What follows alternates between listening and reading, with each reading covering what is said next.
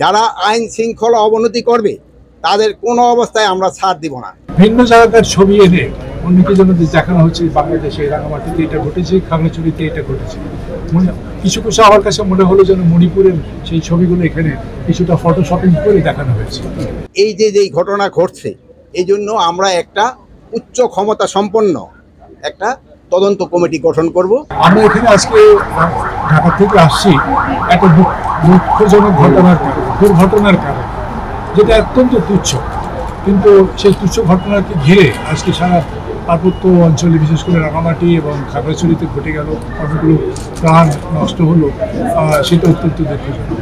আমি ভেতরে অনেকক্ষণ ধরে আমার বক্তব্যের মধ্যে ছিল যে খাগড়াছড়ির সঙ্গে আমার সম্পর্ক 1992 থেকে খাগড়াছড়ির সঙ্গে আমার সম্পর্ক তৈরি হয়। বৈশাখীতে আসছিলাম, তোমাদের যে অনেকগুলো তরকারি দিয়ে একটা সবজি দিয়ে তরকারি হয় পাঁচন, সেই পাঁচন খেয়ে গেছি বৈশাখী অনুষ্ঠানে। তারপরে এপ্রিল আসলে আমি উসকুস করি যে কখন আমি বৈশাখীতে যাব।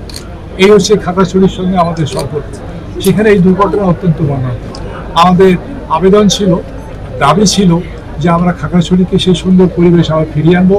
যে ভুল বোঝাবুঝি হয়েছে সেগুলো যাতে আগামীতে না হয় সেই জন্য সচেষ্ট থাকা, এবং পারস্পরিক যাতে মেলামেশাটা বেশি হয় সেটা আরও সেদিকে আরও লক্ষ্য রাখা।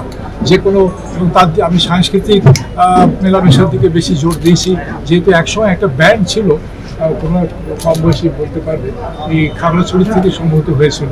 তারা সারা বাংলাদেশ তাদেরকে সম্বর্ধনা জানিয়েছে, এত তাদের পরিচিতি ছিল। তো সেই খাগড়াছড়ি কেন আজকে এই দুর্ঘটনা ঘটে? আপনাদের কাছে অনুরোধ যে আপনারা হচ্ছে সমাজের চোখ, রাষ্ট্রের চোখ, আপনারা এই আনাচে কানাচে খবর রাখবেন। আর যখনই দেখবেন যে কোনো গুজব ছড়ানো হচ্ছে, যেহেতু এখন এই যে সোশ্যাল মিডিয়া, এটার যেমন উপকারিতাও আছে অপকারিতাও বেশি, সে অপকারিতা আমরা এখন দেখলাম। ভিন্ন জায়গার ছবি এনে অন্যকে যেন দেখানো হচ্ছে বাংলাদেশে রাঙামাটিতে এটা ঘটেছে, খাগড়াছড়িতে এটা ঘটেছে। কিছু কিছু আমার কাছে মনে হলো যেন মণিপুরের সেই ছবিগুলো এখানে কিছুটা ফটোশপিং করে দেখানো হয়েছে। এগুলো তো ভালো ধরতে পারবে তোমরা, সেগুলো তোমাদের এখানে একটা দায়িত্ব আছে। তোমরা কাউন্টার, অনেকে যেন সেই যে অপপ্রচার হয় সেটাকে কাউন্টার করবে, যে না এগুলো অপপ্রচার, সেই শক্তি তোমরা ব্যবহার করো না কেন, সেই তোমার যে সক্ষমতা সেটা ব্যবহার করবে, ফলে আমরা একটা নতুন বাংলাদেশ গড়ে তুলতে পারবো। এবং সেই দিকে আমরা সকলে আগাই, এবং সেখানে সাংবাদিকদের সবচেয়ে বড় একটা ভূমিকা আছে। আমাদের যে মুদ্রা কথাগুলি সবই বলে দিছে, তার সাড়ে একটা কথা বলে দিছে। এই যে ঘটনা ঘটছে এই জন্য আমরা একটা উচ্চ ক্ষমতা সম্পন্ন একটা তদন্ত কমিটি গঠন করব, এবং এটা আমাদের সহকর্মীদের সাথে আলাপ করার পর। দ্বিতীয় প্রশ্ন হলো, আইন শৃঙ্খলা কোনো অবস্থায় অবনতি হতে দেওয়া যাবে না। আমি আপনাদের সবাই সহযোগিতা চাচ্ছি। যারা আইন শৃঙ্খলা অবনতি করবে তাদের কোনো অবস্থায় আমরা ছাড় দিব না। আমরা কোনো অবস্থায় তাদের ছাড় দিব না।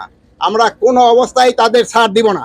ভবিষ্যতে যদি তারা আবার চেষ্টা করে, তাদের যে হাত, এটা আমরা কিন্তু ভেঙে দিব। এই যারা আইন শৃঙ্খলা অবনতি করতে চায়, আমি আপনাদের কাছে বারবার অনুরোধ করব, আইন শৃঙ্খলা যেন উন্নতি হয়, আপনারা আমাদের সহযোগিতা করবেন।